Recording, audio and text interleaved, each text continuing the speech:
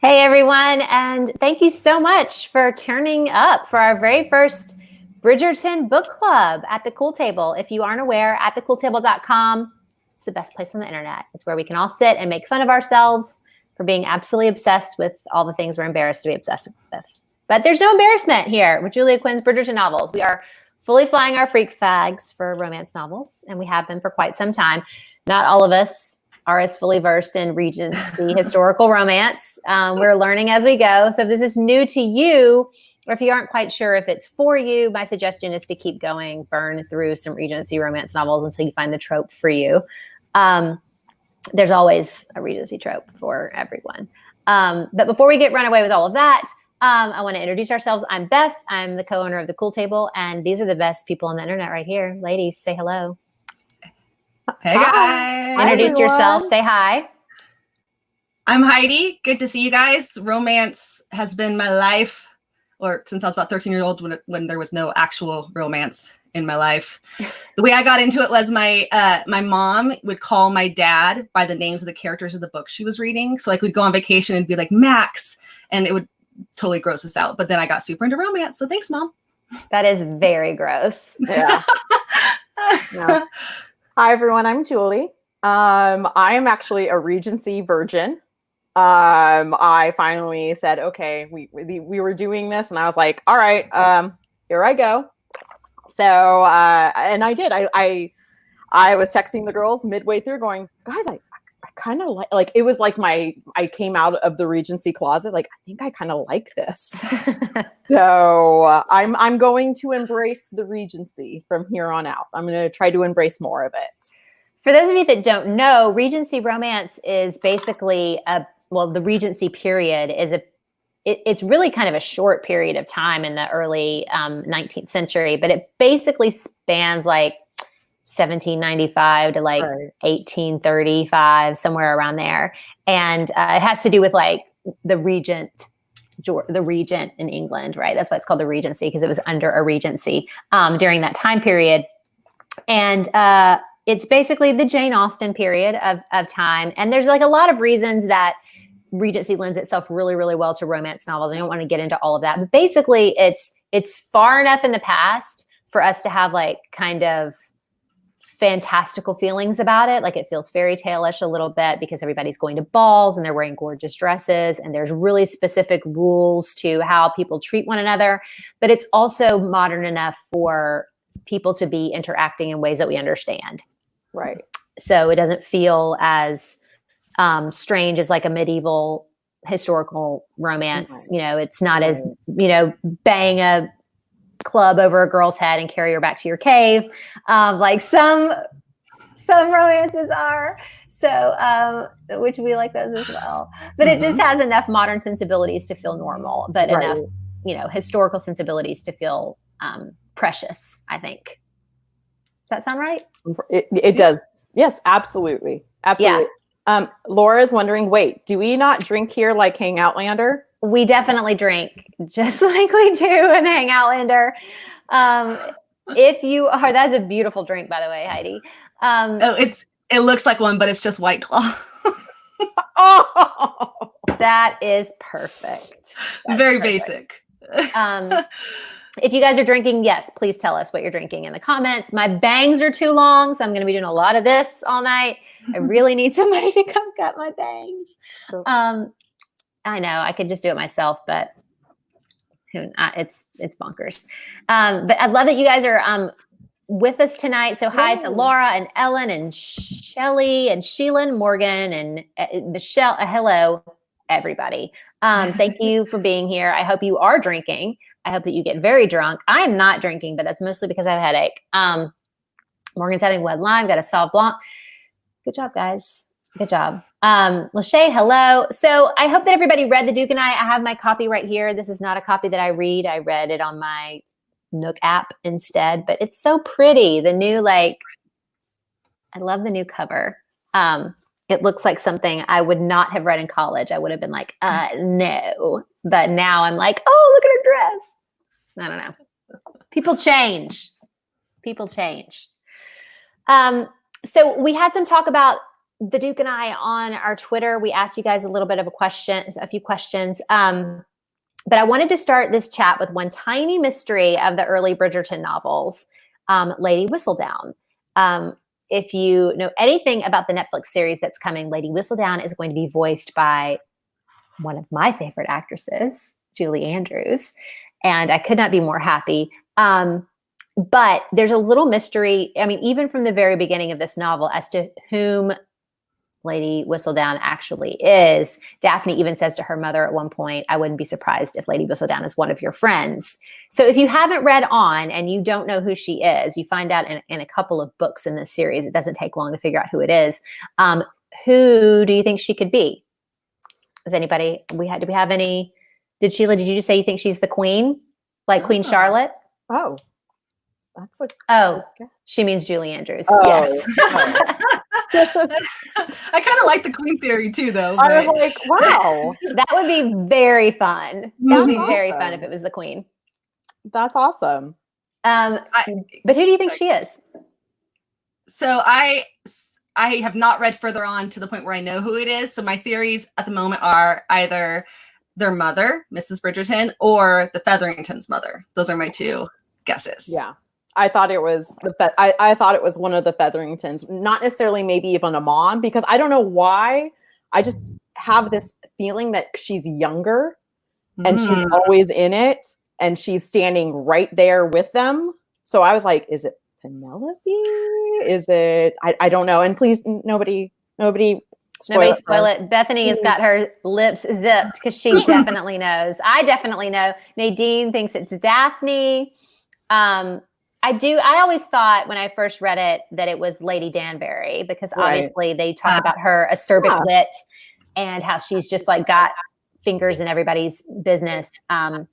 And Alicia just said Lady Danbury is calls the Bridgerton boys out at the first ball. So she definitely has the spirit of Lady Whistledown. And I think that's meant to be really evident in the first book, at least, is that Lady Danbury could easily be this woman. Yeah, but please, nobody. I'm like looking at comments right now, and I'm like, yeah, don't spoil it. If you spoil, I mean, you could go through. You could do a very quick Google search if you really needed to know. Right. So if that's your bag, go ahead. Doolittle just said early on she expected it was Eloise. Eloise, I guess, is what, like 17 or something like that in this book, maybe a little bit. What's the 10-year-old sister's name? Hyacinth. It's her. She's secretly writing. But it's very cool. Laura said it'd be cool if it's somebody's servant. I think that's a great idea, that it's somebody from behind the scenes. Yeah. It's very kind of like this precious little mystery. It's one of the reasons that I think that series took off so fast, because it just had this little background, who could this person be? Right. But I do love it. I'm excited to see how they deal with it in the show, especially because it's Julie Andrews and she's just the best. Originally, actually, this series, we want to talk about the books, is it was meant to just be a trilogy. I don't know if you guys knew that, but it was just supposed to be 3 books, even though there's so many children. Julia Quinn did not intend to write a book for each of them. And then she ends up writing a book for their antecedents, and she didn't, I don't think, expected to do that either. So based on The Duke and I, who do you think the other books were meant to be about?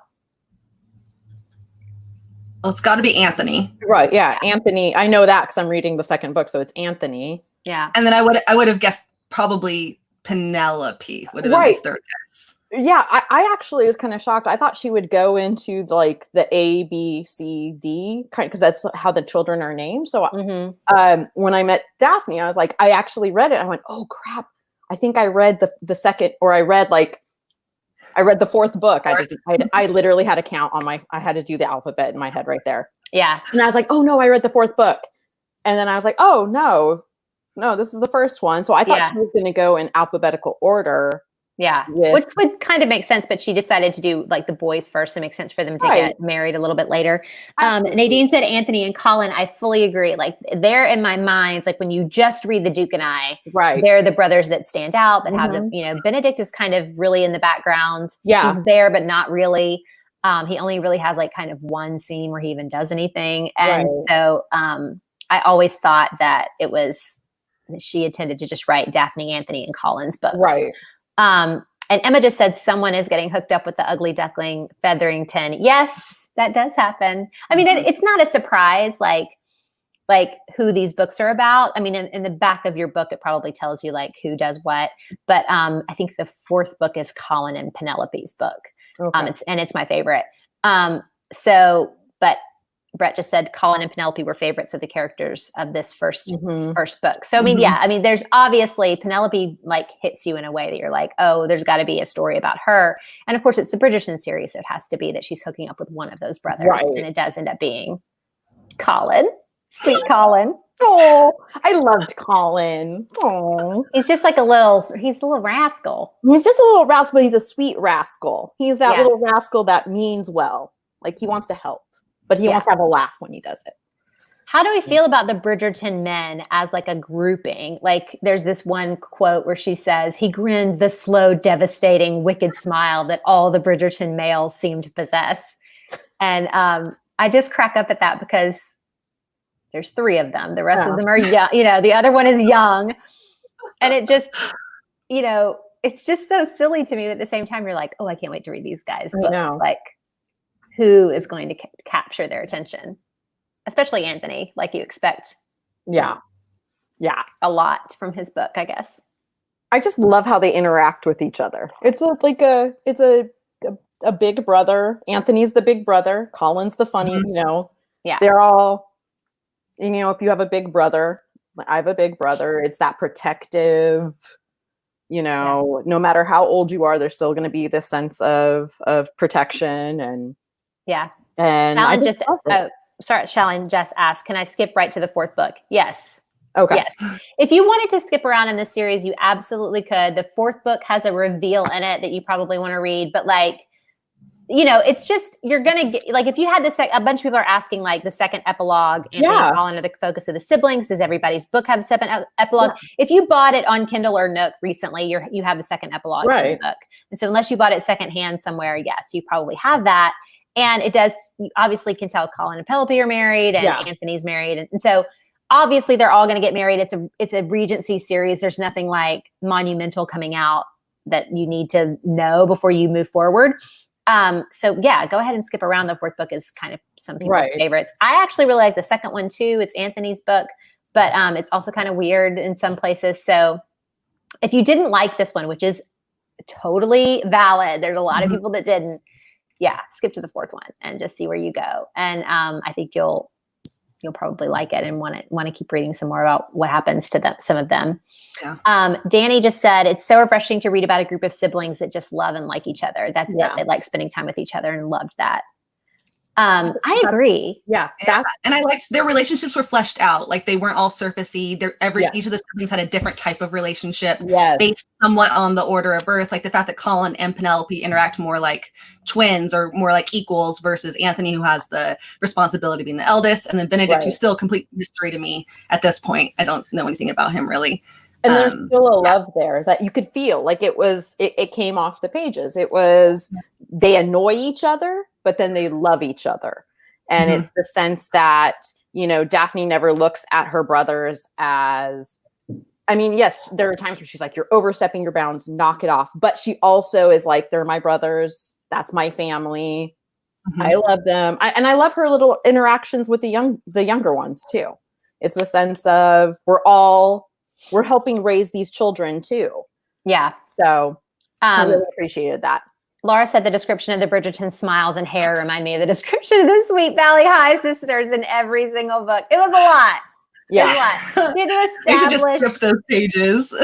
Establish that they're brown-headed, okay? She should establish certain things about how they look. It's very, very important. And Colin has the green eyes, okay? Colin is the green-eyed one. It's important. I always love the fact that a lot of times in these kind of romance novels, in contemporaries too, the hero or the heroine tend to be kind of isolated a lot of times. Like they have one best friend or they have a sister who's like, you know, there's not usually like a big support group around the hero and heroines of romance novels for whatever reason. I guess it makes it easier to like be totally infatuated with somebody if you don't have anybody else in your life to like go get a burger with. So I love that this one was about how the family dynamics relate to how somebody falls in love. And the fact that Anthony and Simon are best friends, or at the very least, really, really good friends. And their relationship has to navigate what happens when. So many good tropes in one romance novel. We've got the Regency. We have a Duke. We have the kind of a reluctant Duke. A reluctant Duke. She's on the bridge of being too old to get married, like an old maid. And then we have the best friend's brother. One of my all-time favorite tropes. Yeah. The brother's best friend. Yeah. That you're like.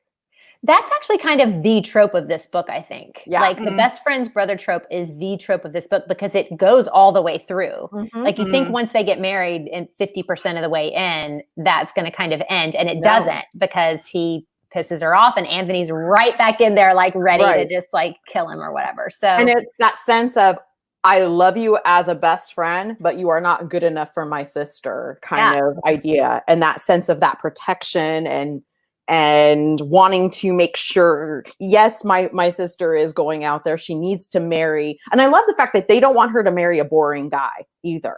They're like, they're going to have to be around him a lot. Right. Get away from, what's that guy's name? He appears in the second book too. Nigel Berber. Nigel. So, but I love the fact that they're like, we don't want you to marry that guy. But Anthony's like, I definitely don't want you to marry that guy either. Yeah. Yeah. And so I just love that. That's great. Let's see. Somebody just said that Alicia said it was too much of a constant reminder of how many brothers there are. She does say, "Oh, I have 4 brothers. I have 4 brothers. I have 4 brothers." And I think it was just like she does try a little hard to make Daphne seem like the cool girl. Like she's one of the guys. Yeah. Definitely being able to, she punches someone twice. Like she fells Nigel and Simon. So I mean, she's got that going on. I think she tries a little too hard for that. But Michelle said it's such a great sibling dynamic. The croquet game in book 2 is a riot. Yes, the croquet game is great. That was great. But I think that that's the case in this one too. Just like watching them banter back and forth was some of the best parts of this book. A lot of people are saying, like Laura, you guys are making me excited to read the rest of the books. Otherwise, I don't know if I continue. I think that that's true after reading this one, that you can kind of be like, is this for me? I do think that this series gets better, and I haven't read them all. So that's just saying it from having read some of them and then reading other people's reactions to Julia Quinn in general. So I think you could probably give it some more time. Like, don't totally, let it go by the wayside. If you're at all interested in Regency Romance, it's still a great series of Regency to read. And it's different. I think it's different than a lot of the other ones. So I also want to talk a little bit about banter versus suspense. We asked you guys this on Twitter and Instagram, and banter came out way ahead of suspense. Like, when I think about suspense or thrills in a romance novel, especially historical, I think a little bit about Sarah MacLean. I think about KJ Charles. I think about some other people who just do like, there's mystery surrounding it, or even like Kate Pierce and I think Samantha Kane. They have like, there's somebody coming after these people, right? They have to like kill people, and there's murder and mayhem on the horizon. And Julia Quinn's just don't have any of that. This is just banter and fun and the dynamics between the two of them. And I wanted to ask if that's still the case here in the chat. Like, do you really feel like banter and fun and the relationship is what you're looking for when you read romance, or do you want like But it's interesting that you brought up Sarah MacLean when you said that, because I would have put her in the banter column in my mind, because the way that she writes her bantering characters is how I think of Sarah MacLean versus, of course, but you're right, there always is a mystery and there always is some sort of dangerous element, and but that's not what comes to mind. Whenever I saw that question, I thought much more of like the Sarah or the, I could list 3,000 different authors. Well, when I think of banter, I'm thinking like Sally Thorne, right? Yeah, or these, or gosh, who else just does banter? I even think like some Christina Lauren books are just like banter. I was gonna say that. That's what I love reading. Yes, I love getting to the part where they hook up. Yes, I love getting to those moments where it's them finally coming together. But what I love, and a lot of my favorite contemporary novels are doing this, it's the lead up with the back and forth, the banter, the way they connect verbally with each other and what they say to each other and feed off of each other. I think that's what makes this a fun read. Yeah. That's what I read in my contemporary novels. And that's what I enjoyed about this. It was just the exchange between Simon and Daphne, and just going the back and forth, and not her just going. And for someone who, and this has opened my mind and has made me want to embrace a little bit more of the Regency. And thank you everybody who is suggesting authors, and I will take your suggestions to heart. But when somebody who's not a Regency fan, outside looking in, the first thing I think is damsel in distress. There's danger. He rescues the day. There it is. But what I loved about this and what made me keep reading was the fact that these two characters were essentially he said this, she said this. They kind of went back and forth with each other. Yeah. And I loved it. I thought that was great.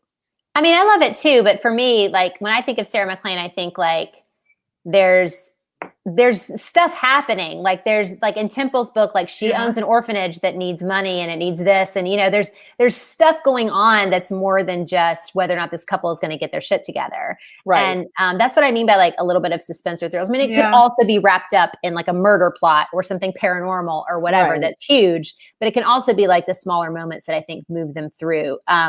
Somebody else that does that really, really well it's KJ Charles, and she writes mostly LGBTQ stuff or paranormal stuff, but like the stakes are huge in some of those novels. You're talking about like a seditionist who is in love with a cop, right? In this time era. So like there's somebody who's like, he's the guy writing the papers and pamphlets to say the cops are bad, and he's in love with a cop. Like it's just like the stakes are huge.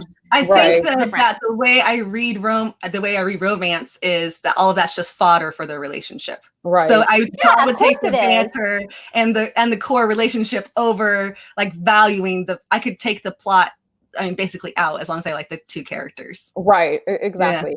And I think too, it's just, and I think it's just a throwback to the Jane Austen. It's the Darcy versus Elizabeth, the back and forth between them. And yes, the suspense is what drives and moves the characters together. But for this one, it felt good for, a few hours not to be in your world.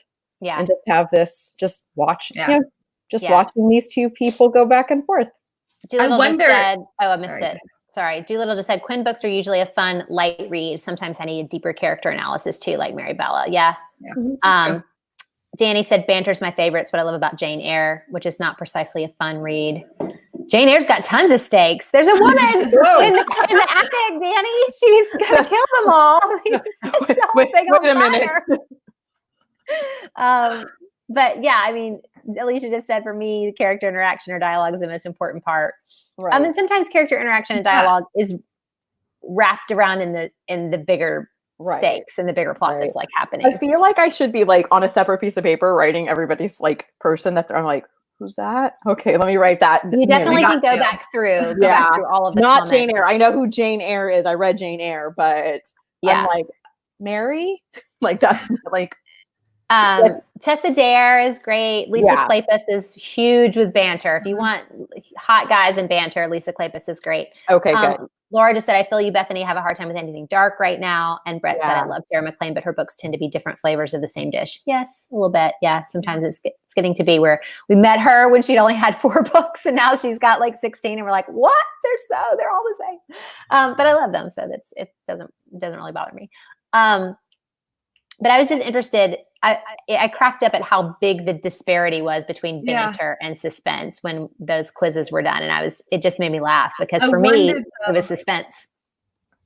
I wonder though, if that's why, in like a very overarching, speaking in general terms, that romance is so popular with women in particular. And because we tend to be more communicative and we like to have verbal conversation, and so to read that in a book rather than just action, I can see why that might be more appealing to. We also just came off the tail end of Outlander, which is yes, there's banter, but it's all like the suspense, and it's that sense of I need a breather. Yeah, it's adventure time with Jenny and Claire. Like how many different things are going to happen, and this is the total opposite of that. Oh, total opposite. Total opposite. She also turns other tropes on their heads. I mean, even just small ones that are not even tropes, but just conventions, romance novel conventions. And Julia Quinn has said before, she's trying to do that, like turn a few of those on her head. And there's places where you can see it in the novel, like there's open disdain for some of them, I think. Like at one point, when Daphne's talking to Simon in the ballroom, she's like, all cousins who are next in line for a title are beastly. Mhm. And that's not something that from someone from that time frame would necessarily have said. It's just the convention of romance novels that every cousin who's in line for somebody else's title is an asshole. And then even just the way that like that ballroom scene lasts like 5 chapters. Like they meet and it takes 5 chapters for that one ball to end. And that's hilarious to me because it's not normal. That's not how it normally works. Like normally you're moving from one thing to the next, and she just lets it flow and lets it like kind of take its time to kind of move through. And I just really enjoy that part of her novels. I think it makes them easy to read and fun. Mama Violet, who is one of my favorite characters, is also kind of a trope turning on her head. Yeah. She's the anti Mrs. Bennet from Pride and Prejudice. There's this really great quote in the beginning where they're at the ball and Colin and Anthony and even Daphne have been like, "Oh, Mom," kind of the whole time. And she finally just pesters Colin and he walks away, and it goes to her, immediately switches to her point of view. And Julia Quinn writes that she says something like, none of her children could catch on to what she was doing. Hold on, I have the quote. None of her children seemed to be onto any of her tricks, just blather on about nothing in particular, and she could be rid of any of them in a trice. So she's doing it on purpose. Like the fact that they all think that she's bonkers and kind of crazy is her whole point. Like I love that Mrs. Bridgerton is the anti-Mrs. Bennet. She's doing it on purpose. She's fully in charge of what's going on. Absolutely. And I just love the fact too, I loved I love Pride and Prejudice, but I never felt like Mrs. Bennet was just, these are her daughters. She'll do anything. You know what I mean? It was, I need to get these girls married. Yeah. Violet for me loves her children, just absolutely loves her kids, and, not pushing Daphne towards Nigel. It wasn't that you have to, he's calling upon you. You have to go with him. Well, she's orchestrating all these little moments. Like when there's 6 suitors in the room, she orchestrates all of them out in like 5 seconds. I love that. It's just like, it's time to go. It's time to go. Morgan just said, I love that. The mom is running shit. Like she's fully aware of what's going on. You need to go visit your mother. She tells one person, you need to go visit your mom now. Yeah. I love it. I've heard Julia Quinn say before, because people have always asked for Violet's story with Mr. Bridgerton. And she's just been like, yes, they loved each other, but can't that just be enough? Because how could she write that story knowing that he's going to die young? When romance is supposed to be a happily ever after. And does she ever get a second chance romance in the series? No, I don't think so. No. That would be great. That would be great. I mean, I don't know. I haven't read them all, and I have to like remember she's only in her like 40s. I would say late 40s. I was like, well, Anthony is 28, maybe. Yeah, she gave birth late at like 18 or 17, probably 18 something like that. Yeah. I have to remember that I'm like, oh my God, I could be Anthony's mom. Like, I was like, oh. Wait a minute. I'm Violet. Alicia just says she has a few Mrs. Bennet moments. Don't you dare get caught with the Duke. Oh, wait, a Duke. Marry that one. Yes, but I think she knows. Do you know what I mean? Me telling my kids, like, don't get caught with the high school football quarterback. And then you're like, well, that one's okay. That one's pretty cute. Yeah, that one's pretty cute. I mean, there have been plenty of times where Ella's like, look who this boy just Snapchatted me. And normally I'd be like, no. And I look at him like, yeah, Snapchat him back. Like immediately, like send him this. And like, let me art direct your picture really quick before you send it to him. Oh God. But I think she is, she's wonderful. And Bethany just said, you get to see a young Violet and Edmund, that's Mr. and Mrs. Bridgerton, as side characters in First Comes Scandal. First Comes Scandal is the book that just came out. Okay.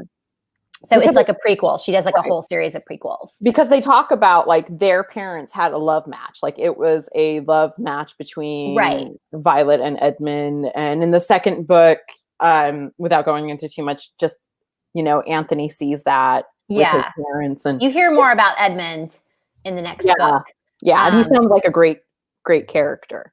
Yeah, definitely. I'm sure he was awesome. I mean, they have like awesome children or whatever. So that's got to be the point. But Laura just said, I can't wait to see that on screen. Many of the scenes in the book are screaming to be portrayed on screen. On screen. I fully agree. It's going to be so good. And if you've looked at any, like the paparazzi photos of stuff like where they've been filming and stuff, it just is going to look so good. And then have the sensibility of somebody like Shonda Rhimes behind it. Like the way that they've written all of those, there's just this soap operatic nature of Shonda shows. I cannot wait to see it. It's going to be so good. So watchable. Alicia just said, how does she know everything her kids do, but she wasn't aware that Daphne chased Simon out onto the terrace?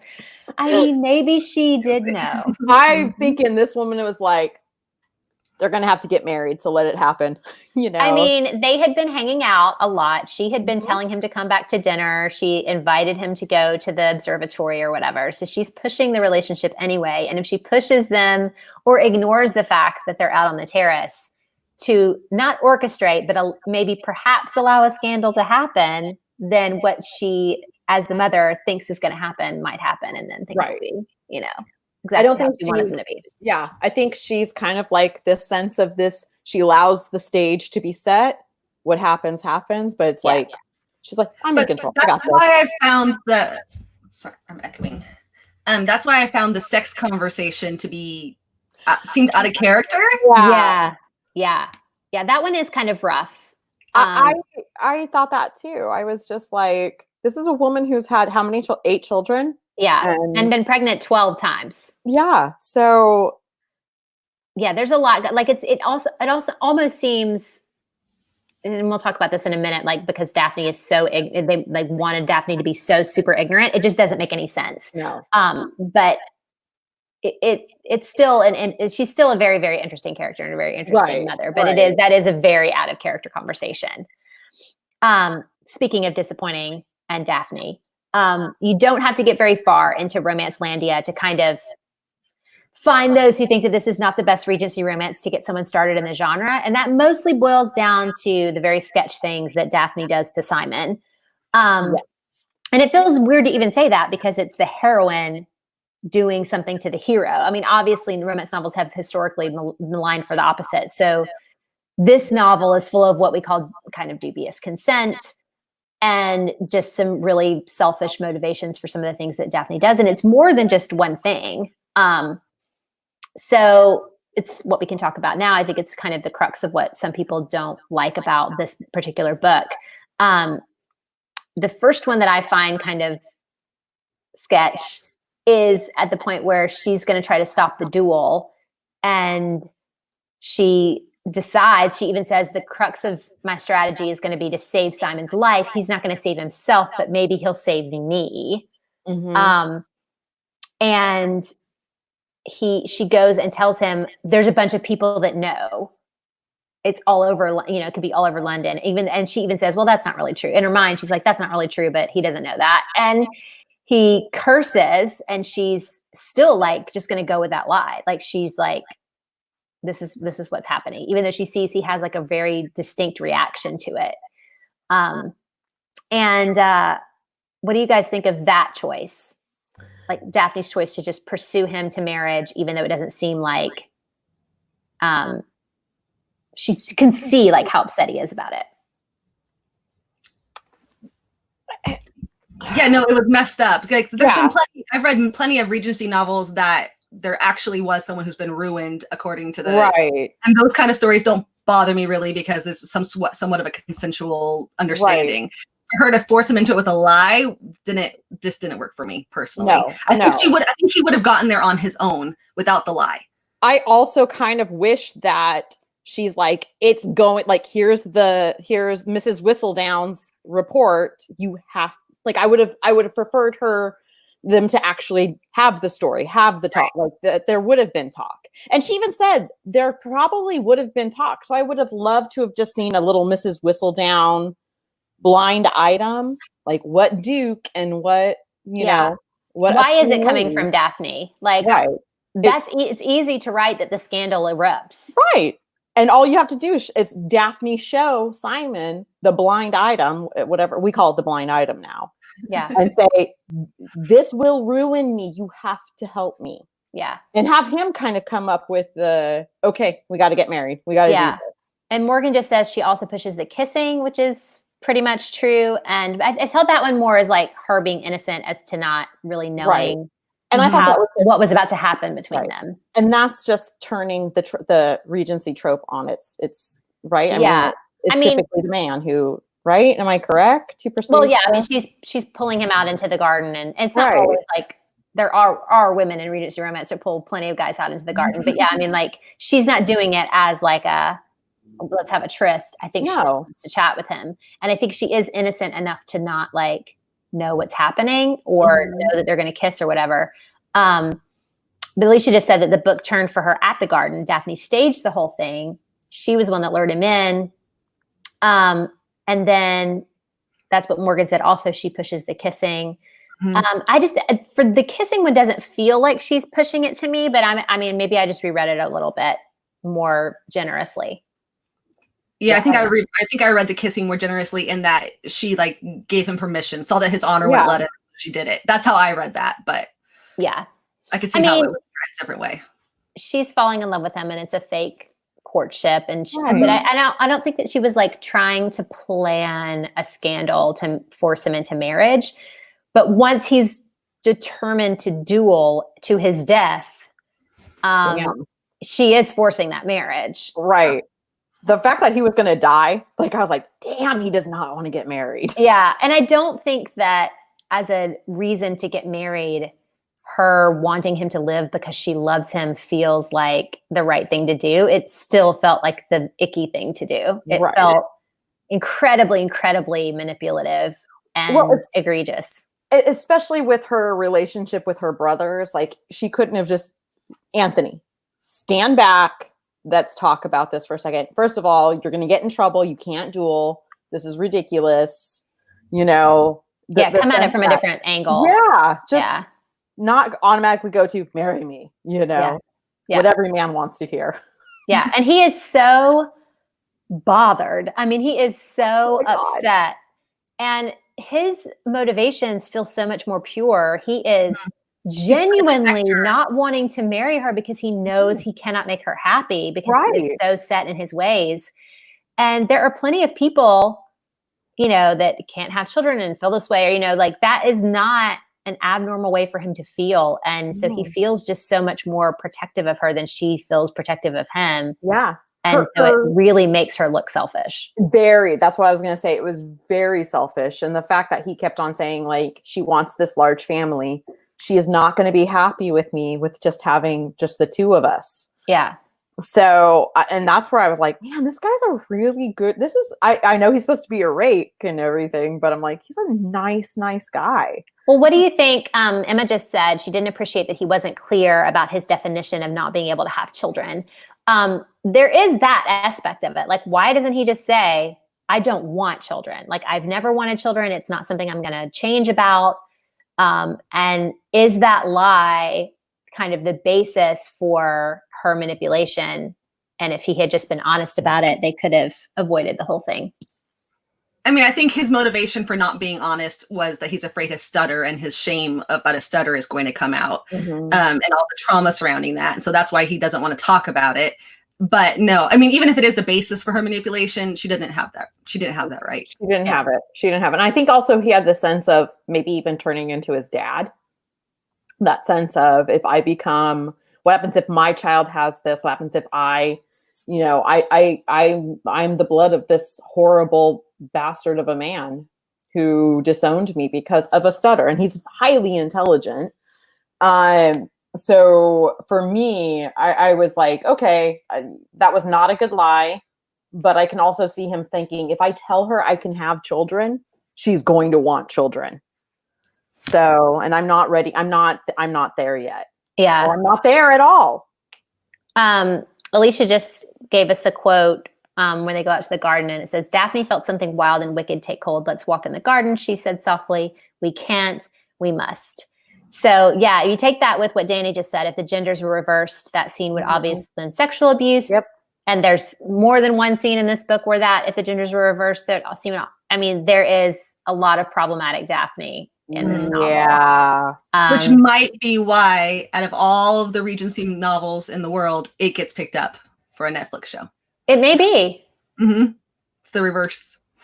It might be. I mean, I think that they wanted for, I think they wanted for what they were optioning, they wanted a series, and they wanted a series with a certain amount of humor and a certain amount of, you know, the banter and everything that we've talked about. And I don't know for sure, but from what I've gathered and kind of garnered from different little tidbits that I've gotten over the internet over the past year and a half that we've been knowing that this is happening, is that they're going to be changing some of what happens. They're definitely melding together some aspects of other books. So maybe this is not something that they're going to be pursuing the way that it's done in the book. Or I hope so. I hope that there's a little bit or a lot of not delving into what Daphne has done. Laura said, I felt like to Simon, he couldn't bring himself to have children and couldn't imagine him ever feeling differently. I don't know if it felt like a choice even to him. And Emma just said, do you think there's a way to tell the story that fixes the problematic material? Great question. I think so. I think there is. I mean, if there is, I trust Shondaland to do it. I was going to say, Shonda's going to fix it. Hey, Shondaland stories are not without their problematic material. Right. I mean, Scandal, which I loved for the first couple of seasons, is full of problematic material. How to Get Away with Murder is nothing but problematic material. So I think all 20 seasons of Grey's Anatomy, and so we know that's terrible. I think they will. I think she will. I think this is, especially in this time period that we're in right now. I think there is that she will. If I were to trust anybody to fix a problematic storyline, I trust Shonda Rhimes. Yeah. So Lachey just said, that was my question, Heidi. There are a lot of great Regency series. Like, yes, there are so many great Regency series. What was it about Bridgerton that made this be the one that they wanted to do? And I don't know the answer to that. One, because I haven't read enough of it to know for sure. I need Bethany to tell me, like, what is it about this one? Because she's read them all several times. I think maybe it's this escapist nature. Like, a lot of them tend to be a little bit more serious. And this one feels like it could be a rom-com, like fully, like almost kind of silly. I see them like in the Thames, you know, like falling into the Thames and just the punching and Anthony being so upset. And just like, I see it being a little bit more of like slapstick than some of the other, like if you did Devil in Winter, which I would love if we did Devil in Winter, but like if we did Lisa Kleypas or something like that, maybe it's also serious and you know, everything. So it might be that. Right. In terms of changing the problematic material and filming it, I haven't given it a lot of thought. I think that an easy way out is to make Simon potentially more, obviously give him more agency in what's going on, where he pursues her more, or he's more involved in their scandal instead of, you know, kind of being just overcome with this lust or whatever. And he should be sober. I can actually see her hearing people talk about the scandal, like show the people like whispering, like when she walks by, show like the scandal. There is a scandal. People saw it. People guess, you know. Instead of it being something that Daphne makes happen, it is something that is happening, and Simon has to react to it. Bethany I just saw that with. She said, I'd guess a big part of it is Julia Quinn's willingness to go along with Shonda's casting vision. As we learned with the RWA meltdown, there are a lot of romance authors who wouldn't. Yes. If you guys aren't aware of that, you could look at the RWA meltdown. But a lot of it has to do with diversity, which of course Shonda and Shondaland shows are always going to be diverse in the writing room and diverse in the casting. And of course, Regency England, there's a lot of people that are like, of course, there's no one, you know, there's no Black people in these shows. That just doesn't exist. And that's not true at all. Queen Charlotte is famously biracial. And so like when Shonda's like, we're going to do this Regency romance series and we're not everybody is going to be white. It could be that there were other Regency romance authors that were like, well, no, you know, this particular hero has to have blue eyes and he has to have tawny hair and all of that kind of stuff to make him exactly how he is on the page. And it could be that Julia Quinn was just like, yeah, do whatever you want. which is great and a huge testament to her, which I'm really looking forward to. If you haven't looked at the cast, you need to look up who the cast is. Dina just said, is this series going to be one season per book or one season involving combination of all the books in the series? Based on what we've heard, it is, this first season is, the bulk of it is the story of the Duke and I, but other aspects of other books are coming into play. So it is not shot for shot this book, and it is not fully only this book. You will see, hey, look, my husband's in the window. But you will see like other things that happen in some of the other books come into play, which is great because obviously like when you're reading a series like this, everything happens in a tunnel. You're only getting these characters' point of view. I think we'll get other characters' point of view and other things that are happening kind of simultaneously. But the bulk of it is Simon and Daphne's story. Okay. And Doolittle said, yes, I forgot about the Wallflower series. I would love to see the Wallflower series. It's so good. Bethany said, I'm betting Shonda totally goes for having the problematic stuff happen and then dealing with it as problematic instead of sweeping it under the rug, which would be huge for this because obviously the book doesn't do that. In the book, like Danny said earlier in the chat, I don't know if you saw it, but it feels like a different book in the second half. The characters feel different. Right. That's very true. And I think with Shonda, I think she'll have room to explore what is happening. And my issue with the scene, where obviously we haven't even talked about it yet. We haven't even talked about that.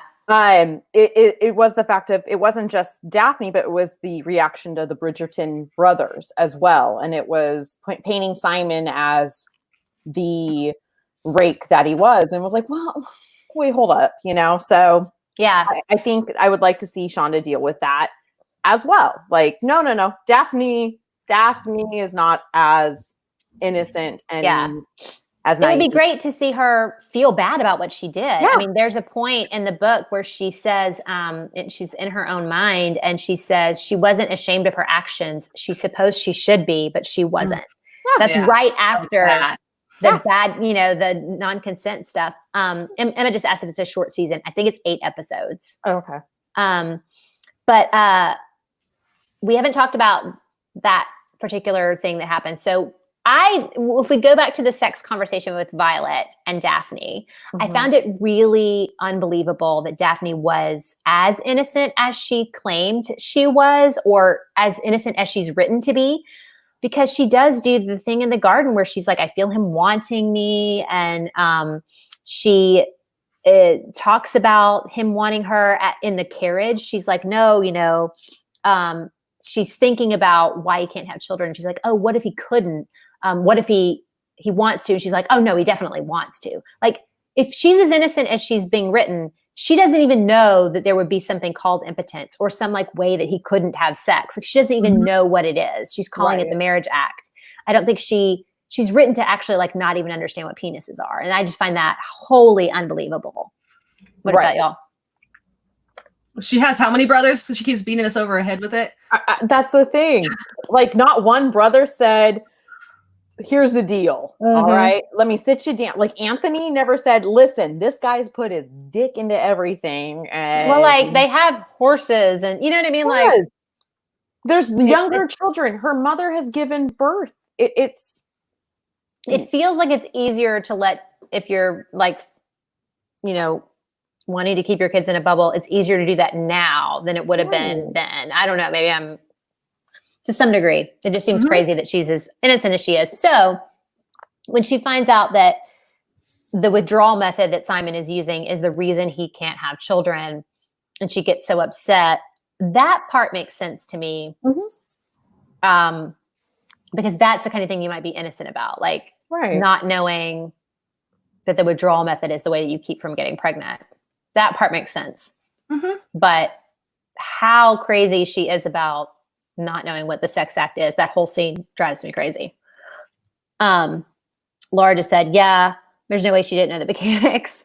At least, if that was true, Violet failed epically. Well, and Violet kind of did fail epically with the sex talk when she was like, you know what men and women do, and this is what happens, and I'm going to go now. And she's just kind of left with more questions. She shouldn't have had questions in the first place. I would have loved to have seen her mom try to do the sex talk, and she'd just go, I know, Mom. Like, I know. I got it. Yeah. I'm one of 8 children. Yeah.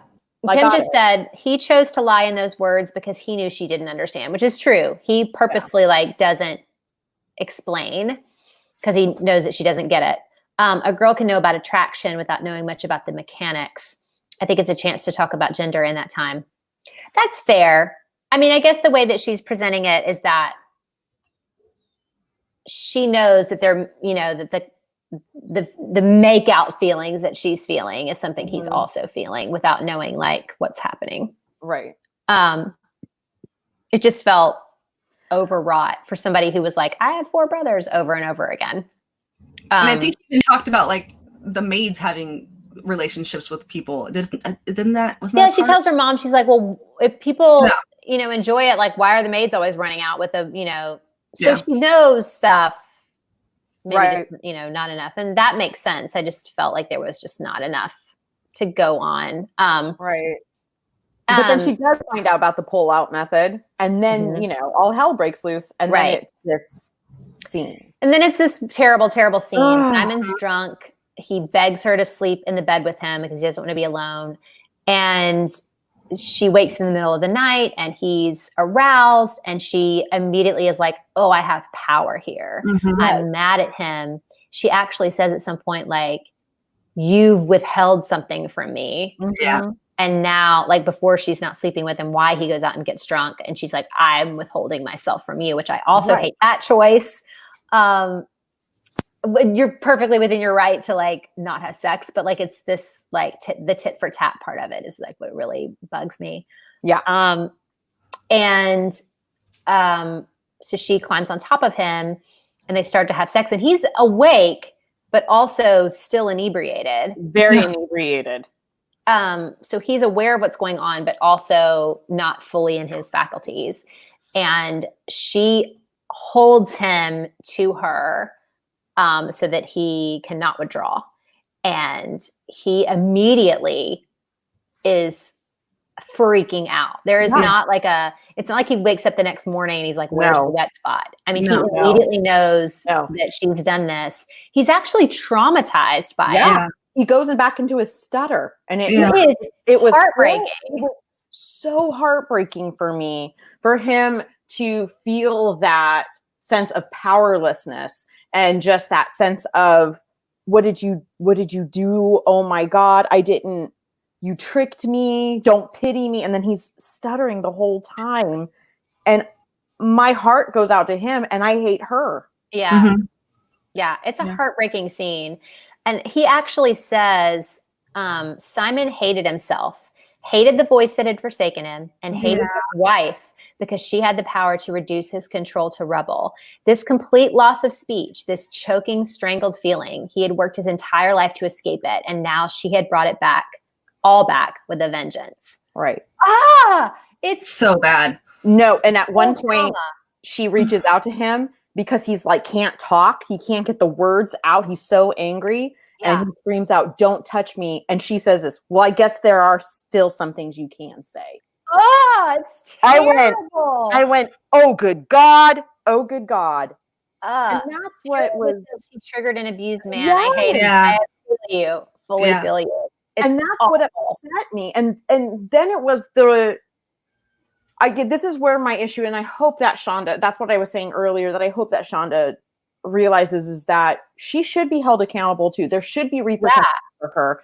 Her family should not be like, you bad man, Simon, you bad man for first of all, she left, she took off for, or she eventually left too herself to go back to London. But it was the sense that he became the rake, the villain in all of this. It's like, no, he's not. Yeah, no, he's traumatized and has to get away. It's awful. It's really like just not a great, and I mean, in no way is it the right thing for them to do.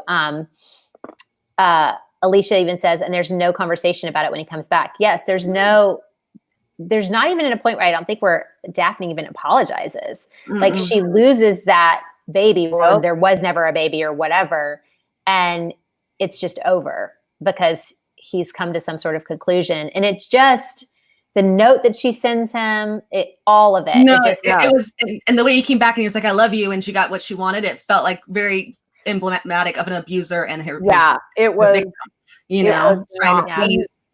Yeah, I needed her to feel the weight of her actions and the consequences of her actions as well, and not be like, he left me. He never said he would leave me, and I'm heartbroken. It's like. So Purely just said, this is why the book got 2 stars for me. I hope the series improves, but I'm only reading it because you say it does. Look, I have not read all of these books. Okay. The first time I read this a couple years ago, I read this one and stopped. I've never gone back until this time around because of the show. Right. So I am trusting Romancelandia that it is exciting that Bridgerton is being made. Mm-hmm. I've read The Viscount Who Loved Me, and I've read Colin and Penelope's book, which is the 4th one, Romancing Mr. Bridgerton. So that's the extent of my knowledge. Right. I do think that they improve. I don't think they're perfect. No. But I don't think that the ones that I've read and from what I can tell online, none of them have anything as egregious as this book. Right. Mm-hmm. What it really upset me was on, like, when she said, "Please God," she begged. This is after he leaves. "Let there be a child." And yes. I was like looking down at her husband and she's like, "Please let it happen. This might be my only chance." And I was like, holy shit, you don't give a shit about him. And then it says she hadn't planned it. I'm like, yes, you planned it. You planned it. You knew exactly what you were doing. Yeah. She hadn't looked at him while he was sleeping and thought, he's probably still drunk. I can make love to him and capture his seat and he'll never know. Oh. Yeah. Okay. Yes, you did. Yeah. Oh, it's terrible. It's terrible. And I think that we all agree it's terrible. I don't think anybody's like looking at it like, well, she deserved to have a child. That is not the way anybody looks at this scene. And it's just unfortunate that there's no comeuppance. There's not even any emotional comeuppance. Like she doesn't even ever feel bad for doing what she did, ever. And he never requires a response from her about it. And it sucks. And he just decides that he's okay being a dad all of a sudden. Yeah, all of a sudden he's just like. Then they have 4 children. Just boom, boom, boom. If it gets me you, then we'll have a child. Yeah. It's like, oh, what every woman wants to hear. Which doesn't even make sense because why would he want to be with her at this point? Like what? This is crazy. I also find it not sensitive to people who are infertile, which existed in this time frame, and yet of course it did, and yet there's just no sensitivity at all to infertility issues. And so it could have been a way for it to be sensitive to that kind of thing. Like Daphne could have had a sensitivity to it, and it could have been that their happily ever after did not include 4 and 5 children. Yeah. But whatever. Oh, Morgan just said, children does not mean happiness in the age of infertility. Exactly. Right. So anyway, that's The Duke and I. It's coming to Netflix this fall. The guy playing Simon Bassett is very attractive. All of the men are very attractive. The guy playing Anthony Bridgerton, Benedict, Colin, they're all cute. The women are beautiful. Diverse cast. Shonda and I were very, very excited about it. I'm most excited about Nicola from Derry Girls, who's playing Penelope Featherington. And I do think we should move forward with this series. Like if you're at all just looking for easy reads, I think you'll like it. I think it'll make this series when it eventually comes to Netflix, like more enjoyable for all of us. And we will talk about The Viscount Who Loved Me again soon. We're not sure if we're going to do it in 2 weeks. Maybe give you guys a break from reading Bridgerton novels.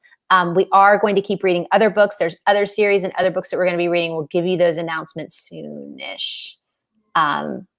We're going to definitely be reading the Bardugo series, all of those books for the Grisha verse series that's coming soon. So if you want something totally different, we'll eventually read. Gosh, what's the first one? Shadow and Bone? Mm-hmm. Shadow and Bone. Mm-hmm. So that's coming very soon. And you guys, the fall is going to be great. And whenever these shows make it to our screens, it's going to be super, super fun. Thank you for joining us for Bridgerton Book Club. We got it right in under an hour, you guys. That was amazing. Yay.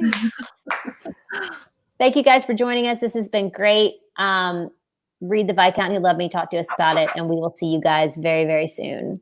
Bye. Bye, guys. Bye, guys. Bye.